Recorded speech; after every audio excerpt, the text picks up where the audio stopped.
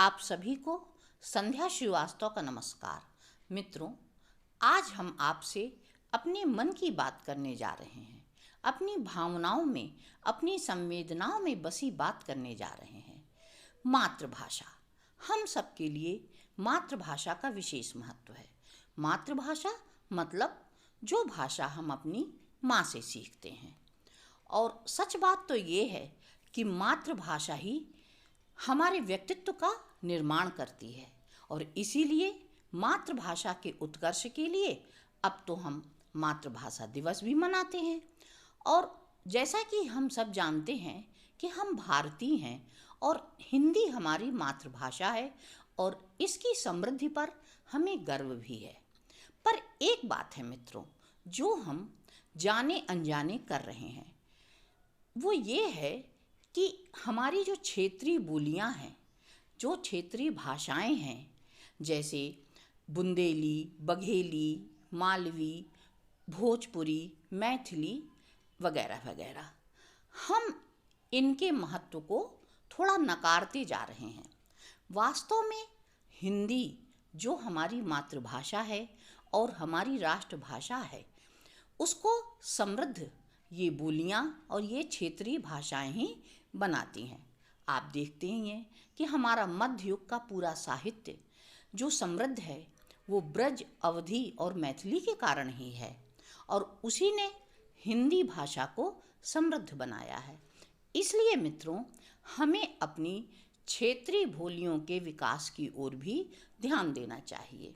इसी संदर्भ में सोचते सोचते मेरे मन में कुछ विचार आया और मैंने मातृभाषा के महत्व को भोजपुरी में रचने बसने की एक कोशिश की है। भोजपुरी में माँ को हम माई कहते हैं, तो मातृभाषा यानी हमारी माई की बोली। तो चलिए आज हम आपसे अपनी एक छोटी सी कविता के माध्यम से भोजपुरी में अपनी मातृभाषा के महत्व और उसके गर्व को बांधने की कोशिश कर रहे हैं।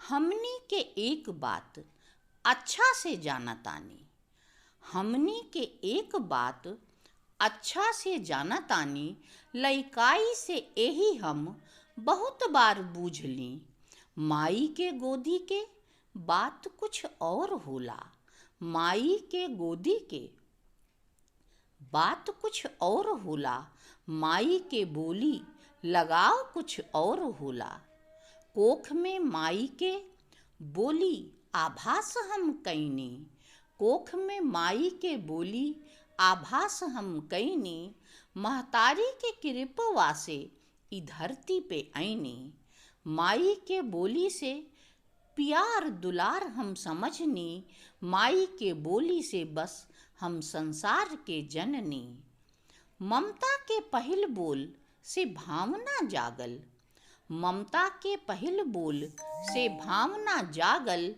एक एक अक्षर में ई आत्मा बा बोलल, माई के बोली से ई सूरज के ज्ञान भइल, भोर अंजोर के पहले पहल भान भइल, सूर के कन्हाई तो ई तुलसी के राम जी, रसखान के किसन तो बावरी मीरा जी, मैथिली के शान विद्यापति के पदावली, ई सब माई के बोली में बूझ ली समझ ली, राजस्थानी ब्रज, अवधी और मैथिली, मगही, भोजपुरी, बघेली और बुंदेली, अनेक रूप में बटल बा माई के बोली, इनकर जुन्हाई चमक गईल खड़ी बोली, इनकर जुन्हाई चमक गईल खड़ी बोली।